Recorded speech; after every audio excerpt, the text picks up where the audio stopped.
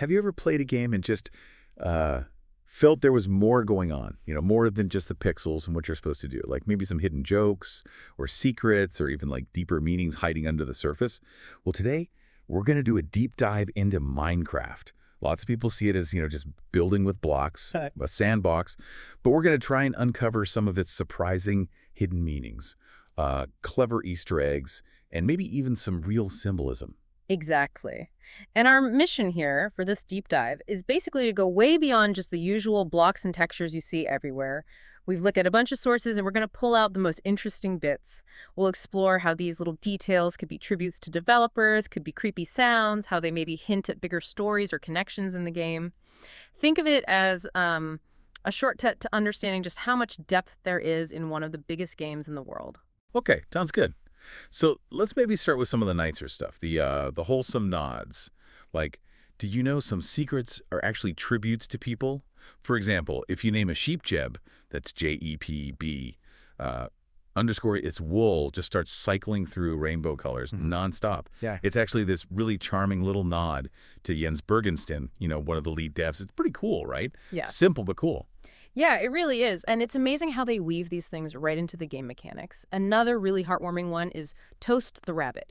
If you name any rabbit Toast, its fur changes to this specific black and white pattern. And that's not just random. It's actually a tribute to a player's pet rabbit that went missing. They ask Mojang and they put it in. These little personal things, they kind of humanize the game, don't they? Connects it back to the community. Okay, so from heartwarming, let's maybe take a bit of a sharp turn.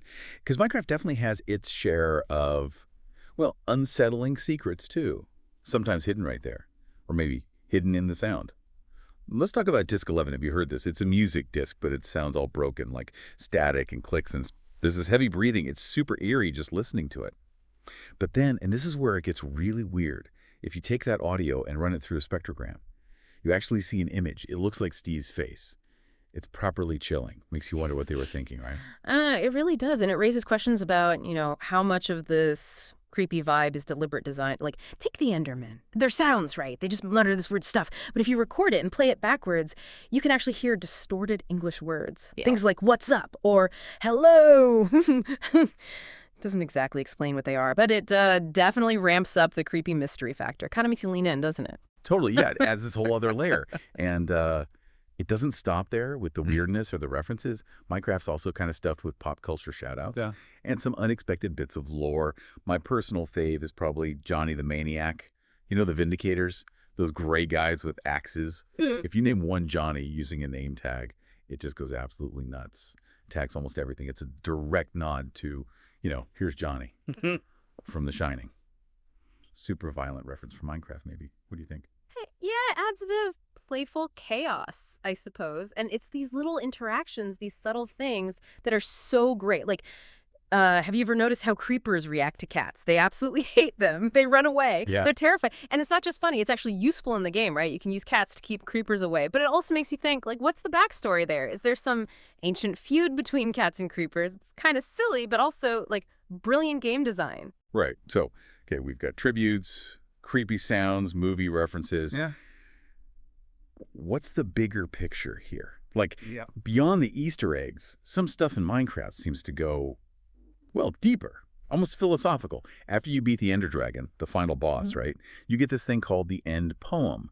And it's not just a little message. It's this long, really cryptic text, apparently written by an author called Julian Goff. And it talks about really deep stuff, dreams, who you are, what reality even is. This is a pretty surprising way to end the game. It makes you think about what's real, even in a game. Exactly. And pulling all these threads together, you see how these details kind of push you to think a bit more critically, even about simple game stuff. Take creepers again. There's a pretty common fan theory about them. You know how they just blow up and they get close, they destroy themselves and everything nearby. Well, some people see that as like a metaphor, maybe for fear or anxiety. Some even say, maybe suicide. How pressure leads to self-destruction. It suddenly makes this common monster seem, I don't know, kind of profound.